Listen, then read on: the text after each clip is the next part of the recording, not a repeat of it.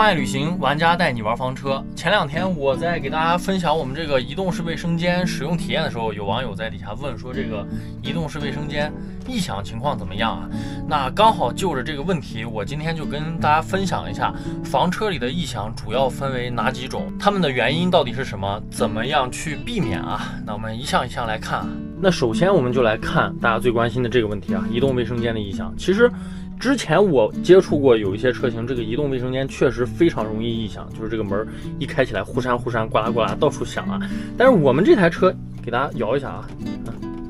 还好，就是因为你一般也不会摇的这么使劲啊，就是如果你轻轻摇它的话，它是有一些矿亮的，但是我反正开车的时候没有太听到这个移动卫生间异响。它这个轨道做的是比较紧的啊，有一些车型可能稍微松一些，或者用的时间长了，这个卫生间异响可能会比较厉害啊。这是一个。那就是这个啊，咱把这个就分类为就是各种的柜门或者说这个卫生间门异响。有一些车型的那种固定式卫生间，其实它的那个卫生间门也会产生异响，就是因为它卫生间门关闭的时候，它那个锁扣里面的地方跟这个整个的那个门上的那个销子不是特别的紧凑啊。那这个有可能是出厂做工不是特别好，也有可能是随着你使用啊，这个卫生间门多多少少会有一些矿亮，它都会有一些这种异响产生啊。这个是属于一个正常的范围。当然，如果你买的车做工越好，然后用的五金件质量越好的话，那相对来说这个异响要少一些。然后柜门的话，给大家看一下，比如说这种吊柜的柜门啊，其实这个是很普遍的现象，给大家摇一下啊，听见了吗？它多多少少是有一些矿亮的，但是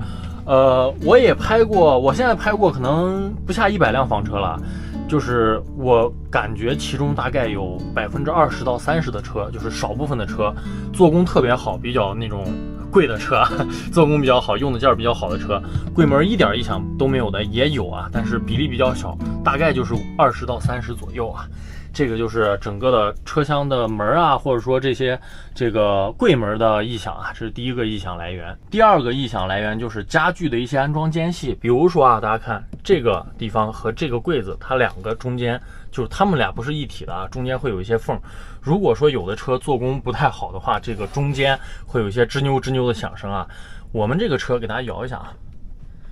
没有，目前来看，我们这个车不太存在这个家具间隙异响，就是包括家具与家具之间，包括家具与这个墙面之间，还有包括就是这种柜子啊，就是这种看厨房台面底下这个位置，如果有一些间隙的话，也会有一些响动啊。但是我们这个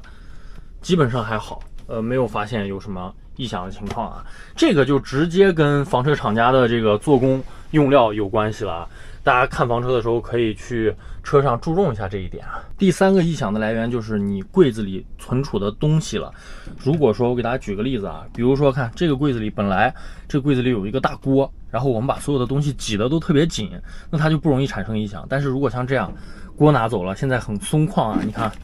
这些碗什么的放的都很松旷，包括卡式炉气罐，这个一车一走一晃肯定会有异响的啊。这个异响是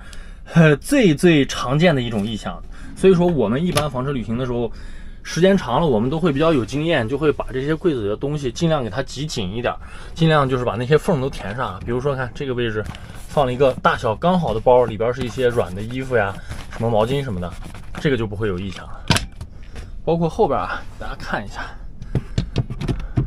啊，你像这种就会有异响，里面放了无人机，如果这边本来是放着我的电脑的啊，所以电脑和无人机挤在一块儿，它就不会有异响。但是如果只放一个这个，那你走的时候它就会在里边来回晃荡啊，这个肯定是会产生异响的。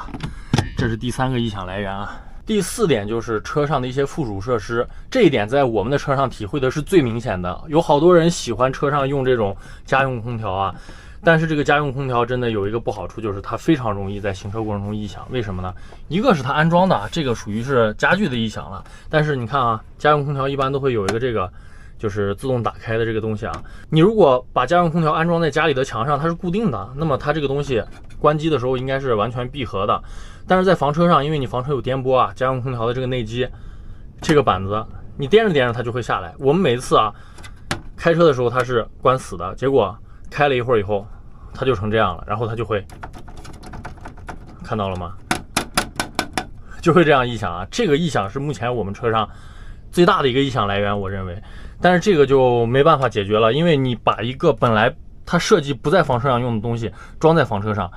那它就会产生这样的一个情况。所以，我个人啊，真的不太喜欢家用空调装在房车里，但是它确实它省电，它制冷制热效率高。但是我个人对空调不是那么依赖，因为我们的玩法主要还是以这种跟着季节走为主，空调使用率并没有那么高，所以说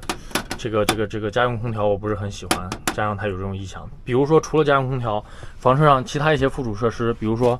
这个啊花洒啊泥颠，它肯定是有矿量的，因为花洒很多花洒它也不是专门为房车设计的，它都是为了让你在房子里用的，所以多多少少它都会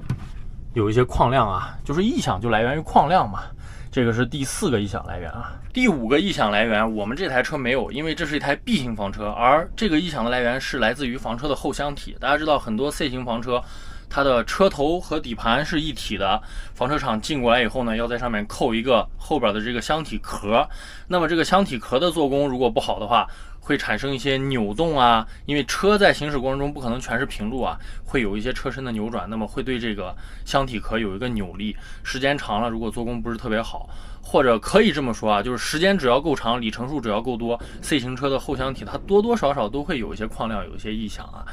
这个 B 型房车不太存在，但是 C 型车是比较普遍的啊。第6个异响来源就是车的底盘了，但是基本上啊，就是因为房车底盘大多数要不就是皮卡，要么就是这种依维柯呀，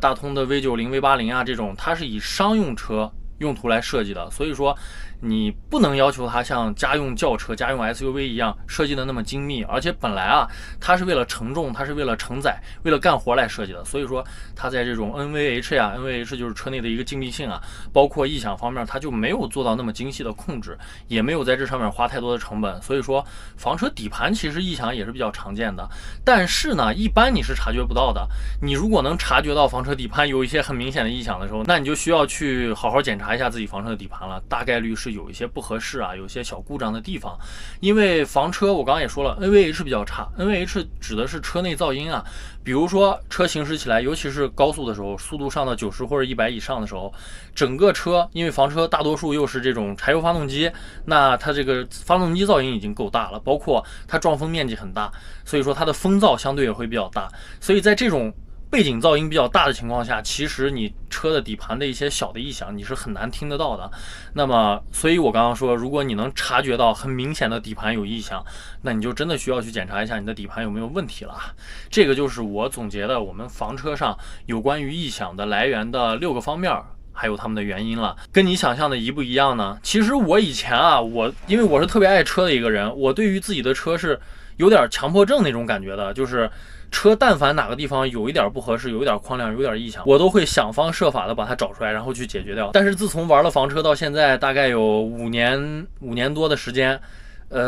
随着玩房车的深入，我对异响的接受程度是越来越高了，就是我能忍受异响的这个程度是越来越高了。因为毕竟嘛，你想你房车上这么多的东西，你没法要求它的异响是跟一辆家用的轿车、小车去媲美的。但是我们一定要分清这些异响的来源，去了解它，然后看能不能解决，最好解决。包括啊，有一些异响可能代表着你的车有故障，这一点是需要大家去注意的啊。那好吧，这期视频就拍到这儿了，大家不要忘了长按点赞按钮，一键3连，强烈推荐我们的视频，包括关注和评论啊。我们下期见，拜拜。